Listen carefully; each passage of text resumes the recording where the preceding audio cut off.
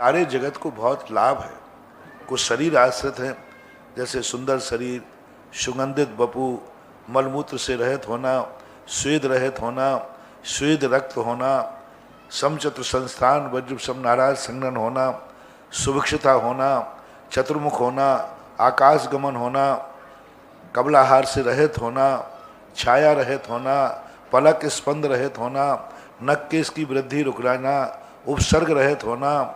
तो ये जो सारे के सारे जो गुण हैं बाहर, लेकिन ये उनके गुण इसलिए कहे गए, वैसे उनके वास्तविक गुण तो अनंत चतुष्टय ही हैं। जो सिद्धांत ग्रंथों में अरहंतों के 46 मूल गुण नहीं लिखे, 4 ही मूल गुण लिखे, अनंत चतुष्टय। लेकिन चूंकि नमोकार मंत्र एक उपासना मंत्र है, और नमोकार मंत्र में जो उपासना मंत्र है वो गृहस्थों के लिए है, और गृहस्थ जब नमोकार मंत्र को पढ़ता है तो अपनी जिंदगी में उन सब चीज़ों को चाहता है जो उसको चाहिए। तो ये 46 मूल गुणों के अर्घ चढ़ाने से गृहस्थों को बहुत लाभ है क्योंकि गृहस्थ परेशान रहता है। गृहस्थ चाहता है कि मेरे शरीर में ऐसी बीमारी नहीं हो। जैसे हमने एक बार इन 46 मूल गुणों का उपदेश दिया था। जैसे कई लोग कहते हैं कि भाई मेरे शरीर में मलमूत्र की बीमारी है, तो जब वो भगवान को ध्यान में करके कि हमारे भगवान मलमूत्र से रहित हैं, इस गुण को जब श्रद्धा से पढ़ेगा तो उसको ऐसी बीमारी दूर होने का नियोग बनेगा।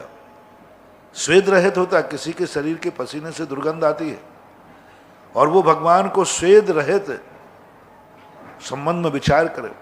किसी को खून संबंधी बीमारी है, स्वच्छ खून नहीं है, तो भगवान के कौन से गुण का चिंतन करे। ये 46 गुण आप लोगों के लिए बहुत बड़ी औषधि है, बहुत बड़ी ताकत है।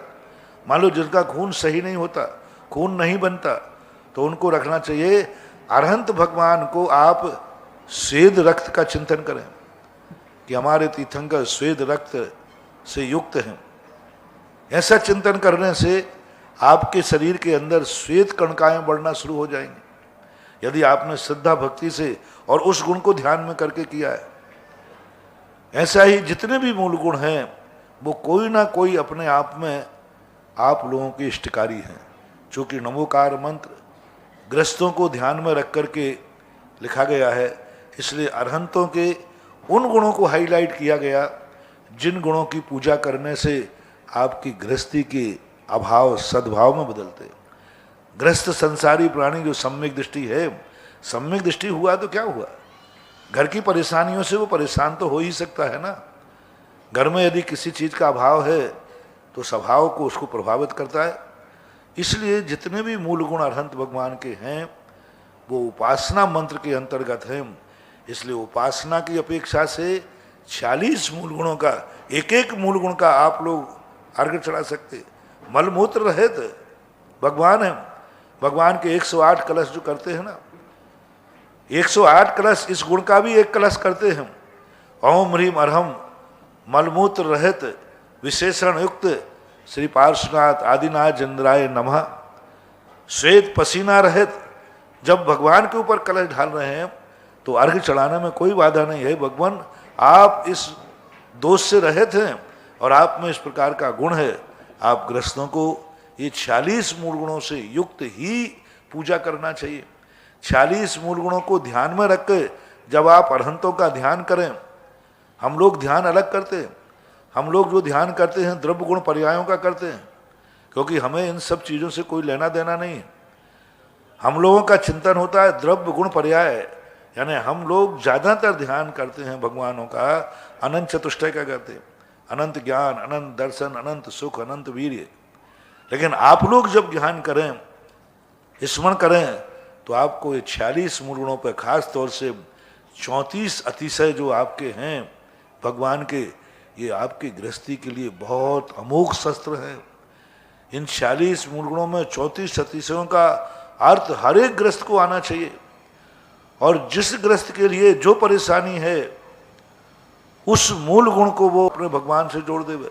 वह माला फेरे ओम ह्रीम, जो भगवान आपको इष्ट लगते हो, आदिनाथ, पारसनाथ, शांतिनाथ, कोई भी हो, उनके अंदर जोड़िए ओम ह्रीम स्वेद रक्त युक्त श्री पार्श्वनाथ जिंद्राय नमः, श्री आदिनाथ जिंद्राय, इसका जाप दो, इसकी माला फेरो, इसी का ध्यान करो तो आपके लिए बहुत लाभकारी। एक बार मैंने भक्तांबर में अष्ट प्रातिहारियों का महत्व बताया था।